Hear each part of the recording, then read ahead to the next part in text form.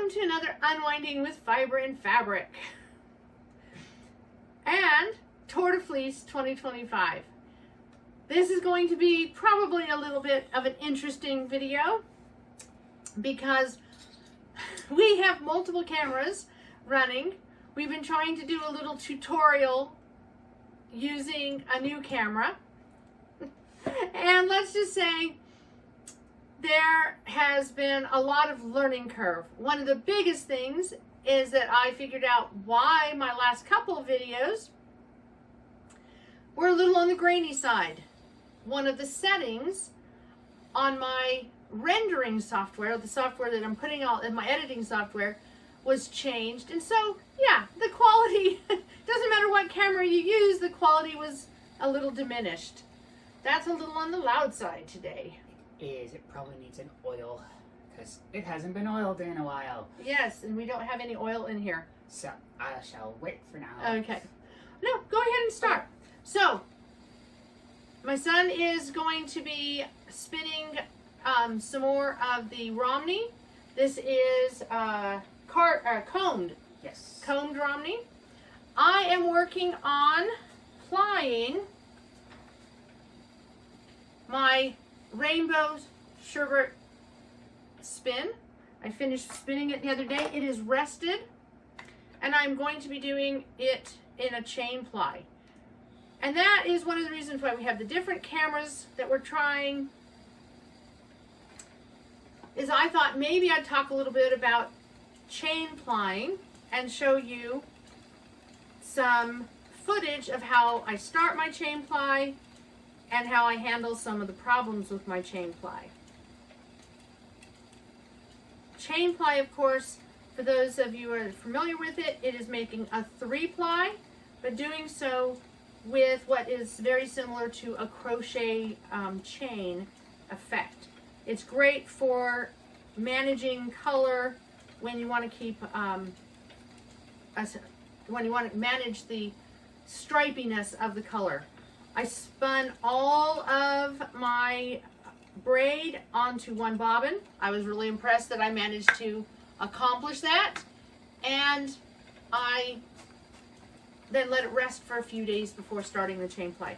I think that's the most important piece of information.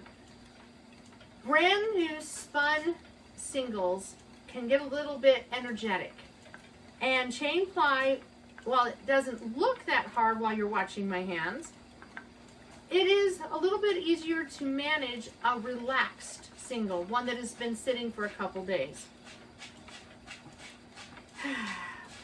And yes, as soon as we started recording, there's kitty litter box in the room behind us, and I wouldn't be at all surprised if you can hear lots of scratching. I apologize. The little ginger kitty is obviously having a bathroom break.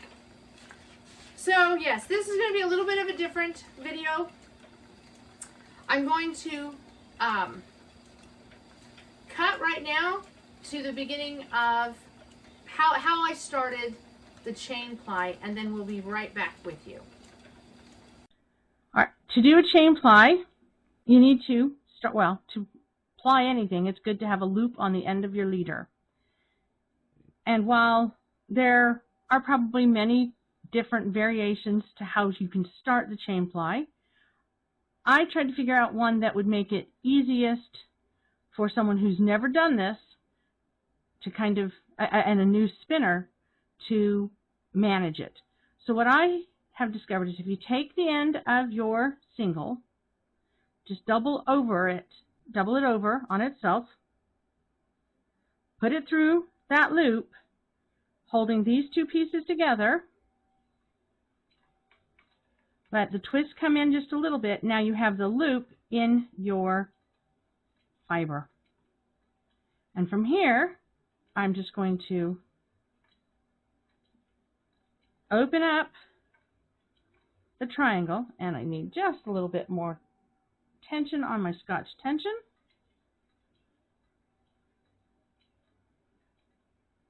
Open up the triangle. Right here where the triangle, if you zoom in, right here where the triangle, you'll see that there's there's going to be a little tiny bump, and you're going to feel that bump. And if you're doing thicker yarn, you're going to notice that bump a little bit more. That is normal with this chain ply. So a finer yarn, you're going to notice that bump a little bit less. With a thicker yarn, you'll notice it more. And that's all we're doing, is opening up the shed. Not the shed, that's a weaving term, sorry. Opening up the triangle, and I just use the one hand. So I'm using, in my case, I'm using my left hand to control the twist, and I'm using my right hand to pull it through. Now, one of the things that you can do is you can use chain plying as a way to keep your colors together. That's one of the really great things about doing the chain plying, is that you can manage your colors. I can take really long passes, or I can take really short. And now all my pink is together, whereas when I took the really long one, I had pink and orange coming together. So that's the great thing about chain plying, is that it helps with color management if you want a striping yarn for all these wonderful colorful braids that we have. So I can come down here and I can see where that orange is. And now I'm switching to orange. And now I can lengthen it to a much larger triangle. And the larger the triangle, the fewer little bumps that you have when it overlaps. There. If you're having trouble with this, I do recommend get yourself some commercial yarn, some waste yarn, and try just doing it with yarn to practice. Now, I want to show you, before we wrap this up, what happens if you have a break. So I'm going to go ahead and intentionally break my fiber, and it can get a little tricky here. Okay, whoops. I've pulled it through my loop, okay, but there. All I do is now, oops, get the wheel going. I overlap right here and very carefully pull that through the opening. Bring that down. And then, if you notice, just holding it and pinching it, I'm letting it wrap around. And that's all it takes. So it's not quite as easy as just putting 2 singles or 3 singles together, but it's the same concept. And I think I'm going to go ahead, because I'm going to go ahead and show one more time a break. So my yarn has broken, my single has broken. This time let's go ahead and overlap here, and I'm going to go ahead and reach in and grab a really big triangle down here. Okay, and so for that little bit where I have the overlap, it's actually a 4-ply, but seamlessly now gone. And there you have it. Okay, so hopefully that helped show you how I was able to get the ply started. One of the things that I wanted to go over in talking about chain plying is right now I have a fairly large triangular opening. But you can come in and have a smaller opening when you're trying to manage color changes. Have a little pink there, but there we go. Now we have the pink coming on. So if I do smaller little openings as I reach in and grab through, it makes it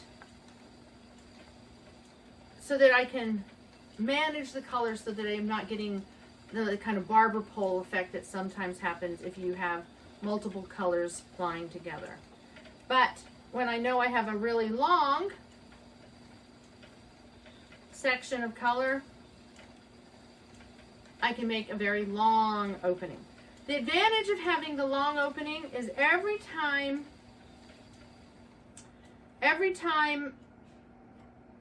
your triangular opening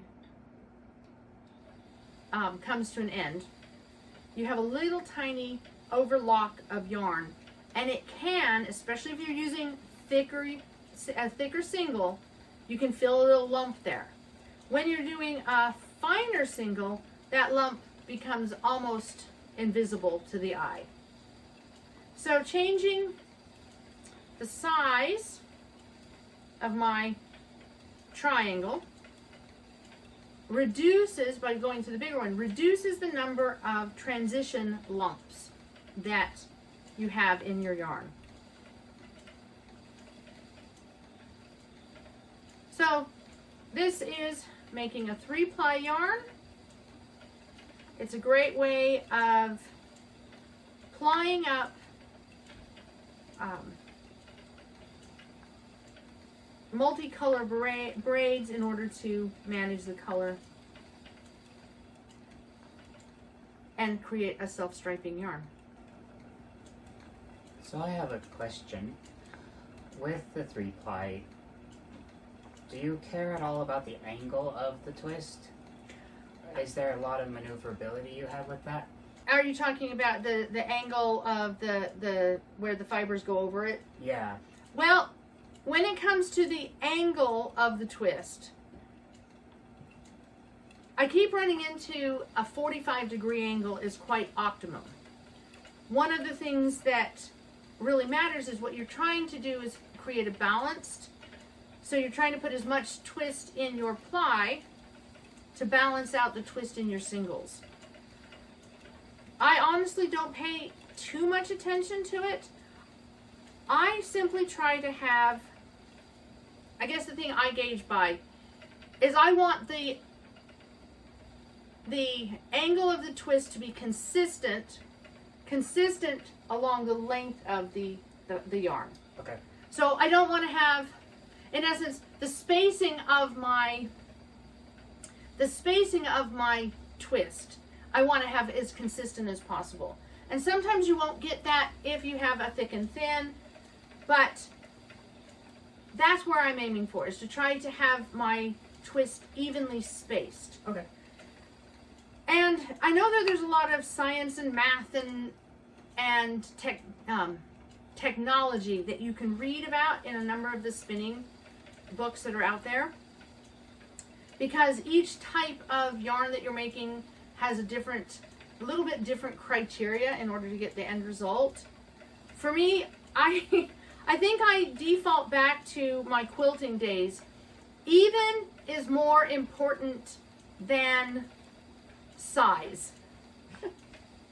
Trying to have an even, consistent hand quilting stitch it makes a more durable final product. So that's one of the things that I've taken over into my spinning.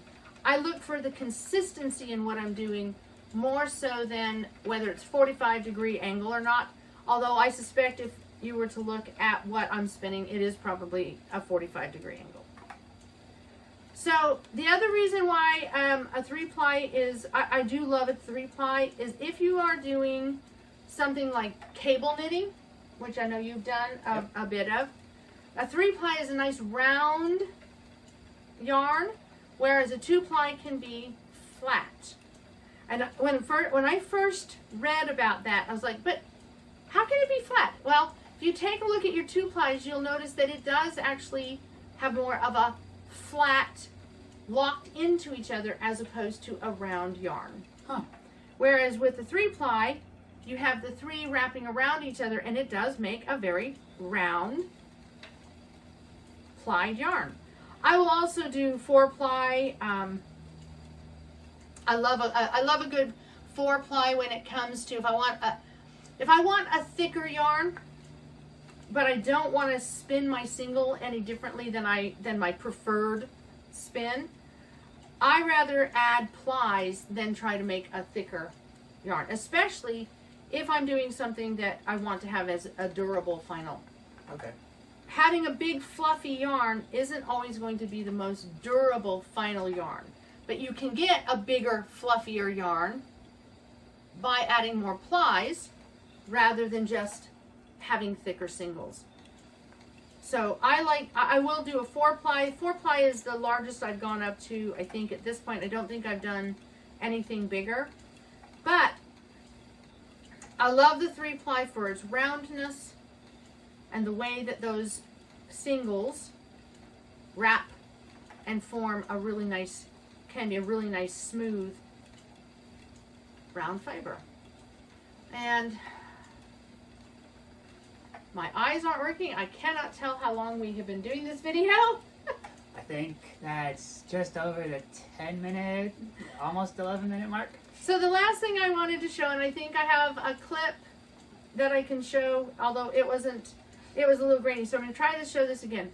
When you're doing a chain ply and you have a huge bobbin and you need to take a break for whatever reason, maybe it's because the cat never left the litter box and just kept scratching away and you thought maybe you should get up and remove the cat from the room, or because you need a litter box break.